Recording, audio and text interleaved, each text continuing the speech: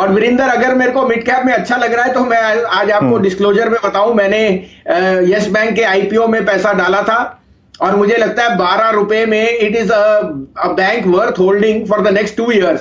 मैं ये rule out नहीं करता 50 रुपए का भाव, तो मेरे को लगता है यस बैंक में जितनी अनसर्टनिटी जो भी होना था सब हो गई। 12 रुपए में एज ए डिस्क्लोजर मैंने भी भरे थे और 15,000 शेयर आए हैं और वो 2 नामों में आए हैं, तो मैं भी इसमें इंटरेस्टेड पार्टी हूं। इसका सर्किट फिल्टर मुझे पता नहीं, अगर बढ़ गया तो ये एक वर्थवाइल प्ले है। इन्वेस्टर्स को मैं कहूंगा इसमें आप निवेश कीजिए, अगर आपका 2 साल का विंडो है तो आपका पैसा 3-4 गुना बढ़ सकता है। ये मेरी इस पे कॉल है। लेकिन मिड कैप्स में आपने राइटली पॉइंट किया, not because of circuit filter, because of the restructuring and जो आपकी अब structural Nifty is going to find it difficult to move ahead.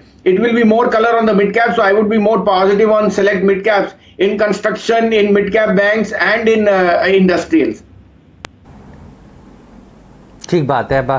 तो यस बैंक पर मुझे याद है भसीन साहब काफ़ी बुलिश थे, उन्होंने कहा भी था, रिकमेंड भी किया था कि एफपीओ में पैसा लगाइए और देखिए खुद भी इन्होंने अपना पैसा लगाया है। इसका सर सर्किट फिल्टर नहीं बढ़ा है, ये 5% का ही सर्किट फिल्टर है, तो 5 वाला ही है। ये अभी क्योंकि सर्किट लगाया इतनी वॉलिटिलिटी के बाद तो इसका थोड़ी समय लगेगा बढ़ने के लिए, लेकिन जो कूल डाउन हो गए थे स्टॉक्स उनका अब बड़ा है। तो लंबी लिस्ट है, उसके ऊपर भी हम चर्चा देखिए आगे भी करेंगे। स्टॉक 2020 का जब एक अपडेट होगा वापस उसको रिविजिट करेंगे। लेकिन भसीन साहब एक राय और ले लेता हूं आपसे, आरबीआई की रीस्ट्रक्चरिंग के नियमों पर। मैं सारे बड़े ब्रोकरेज हाउसेस की रिपोर्ट्स पढ़ रहा था और सब लोग एक ही सुर में कह रहे हैं कि आरबीआई ने जो रीस्ट्रक्चरिंग के नियम सामने पेश किए हैं वो बहुत ही प्रूडेंट है। Level of restructuring is adequate and it's a very good relief. इस तरह की खबरें आ रही हैं। ये बताइए आपने किस तरह से पढ़ा आरबीआई के कल रीस्ट्रक्चरिंग के स्टेटमेंट्स को, और ओवरऑल पॉलिसी पर आपका व्यू क्या है? नहीं हेमंत, बिल्कुल थम्स अप। आई थिंक इससे बैलेंस व्यू हो नहीं सकता।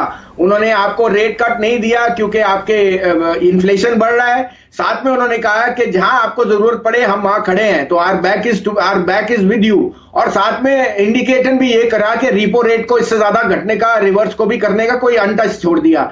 आई थिंक जो उन्होंने रिस्ट्रक्चरिंग दी है, देखो टॉप 100 कंपनीज वैसे भी सेफ है, इट इज द नेक्स्ट 500 जहां पे रिलीफ चाहिए उनको मिलेगा। तो they are giving you a very cautious and a well constructed stance, जिस तरफ से दोनों लेंडर और बोरोवर को रिलीफ मिले। और अगर रिलीफ फ्लो थ्रू करता है हेमंत, देन वो बोनोमी is going to play out more on the mid caps. Large caps को वैसे भी जरूरत नहीं थी और 25 basis point was hardly necessary because already our liquidity काफी excess में है। So I think it is a very balanced policy and if anything the underperformance of banks should now come to an end.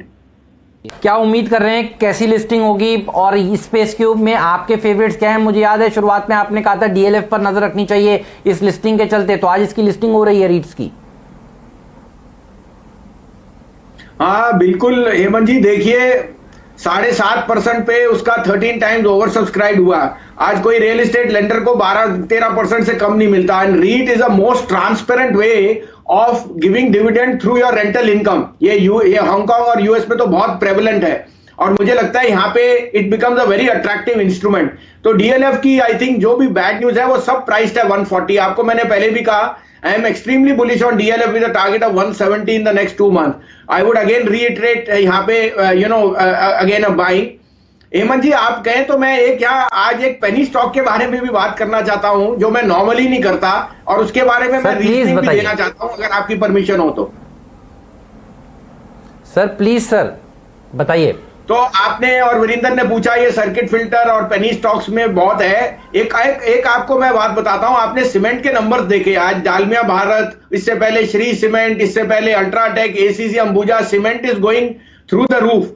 108 million ton की capacity है UltraTech की और 1,20,000 करोड़ की market cap है। JP के पास आज की डेट में 5 मिलियन टन की कैपेसिटी है, लोगों को शायद पता नहीं, और उसका अभी भी कंस्ट्रक्शन और रियल एस्टेट में काम बहुत ज्यादा है। लेकिन आपको पता है debt overhang and so on and so forth है, लेकिन उसकी market cap even after doubling from 150 to 3 is 800 crore per ton. अगर आप उसका कहीं भी वैल्यूएशन लगते हैं तो 4 से 5,000 करोड़ की मार्केट कैप कम से कम होती है, which tells me a fair value of 12 rupees, 10 to 12 rupees can be there in the next 1 year। तो अगर लोग बाग को मैं जनरली रिकमेंड नहीं करता मगर अगर आपको कोई मल्टी बैगर जो आप सोचते हैं पेनी स्टॉक में दिख सकता है on the base of this valuation of cement and other businesses, it has to be JP. I think 2.5-3 रुपए में it has got all the negative priced in. अब it's a matter of time कब उसकी realization आए, but it can be a 4 to 5 bagger in the next 1 year. Bhasin साहब, ये जो नतीजे आए हैं कई कंपनियों के, जिसका आशीष ने जिक्र किया, डालमिया भारत के अच्छे नंबर्स, टोरेंट पावर के अच्छे नंबर्स, जीएसपीएल, मैट्रिमोनी, इसमें कोई आपका favourite stock Bayer crop sciences कोई आपको अच्छा लगता हो? नहीं, डालमिया भारत और बेयर क्रॉप दोनों बहुत बढ़िया है। और आपको पता भी है कि Bayer crop is again tantamount to जो एग्रोकेमिकल्स में स्पर्ट है, चाहे वो यूपीएल है, रैलीज है, आपका उनके रिजल्ट्स देखिए क्या हाल है। और वो ये बता रहे हैं कि एग्री स्पेस में तो we have to be there, rural income, साथ में जो आपकी पदार्थ की चीजें हैं उसमें Bayer crop is a market leader. और Dalmia Bharat is again trades at half the multiple जो आप देते हो आज एक एसीसी अंबुजा को, तो it becomes a very good value play. इस कारण से मैंने आज रिकमेंड किया जेपी, जो मैं नॉर्मली कभी 3 रुपए वाले शेयर बोलता नहीं, मगर मेरे को रिस्क रिवॉर्ड दिखता है हेमंत जी, इसलिए मैं आपको रेकमेंड कर रहा हूं। बढ़िया रिकमेंड कर रहे हैं और आपकी बात को हम लोग बहुत ध्यान से सुनते भी हैं। और बहुत सारे लोग होते हैं जो पेनी स्टॉक्स में ट्रेड करते हैं। ये वो स्टॉक है जो आपको पसंद आ रहा है, जेपी। मैं समझ गया सर, इसके ऊपर नजर रहेगी हमारी। Hemant, yes, HPCL is a stand out number, but उसमें मैंने ये पहले कहा था लोगों को कि inventory gains will be maximum. आप देखिए वॉल्यूम कम है, everything else is lower, but the inventory, क्योंकि गवर्नमेंट ने 18, 20, 22 डॉलर पे क्रूड काफी बढ़ा था इस क्वार्टर में, and part of that has been passed on to HPCL. तो आई थिंक एचपीसीएल अब बीपीसीएल से ज्यादा रिबाउंड करना चाहिए। 245 to 250 will be the first target, but if you are going to sit through HPCL in this quarter, I don't rule out 275 coming by end of this year. तो HPCL is my top OMC pick. Pidilite आपने जैसे कहा, it's a quality stock but numbers weak है, और अभी थोड़ा सा I think it can languish over there because there are enough other place to be there. और thirdly Lupin, तो clearly I think Lupin, Cadila में रिजल्ट्स जो एक्सपेक्टेशन थी, कैडिला का वन टाइम इफेक्ट था बिकॉज ऑफ लोअर कॉस्ट, ये सब priced इन है। थोड़ा सा फार्मा पे भी watchful because I think they are running ahead of expectations, और इस कारण से इनमें थोड़ी सी प्रॉफिट बुकिंग आ सकती है बिकॉज अब जो बैंक की पॉलिसी है, रीस्ट्रक्चरिंग है, I would be more colourful on the banks rather than pharma and IT.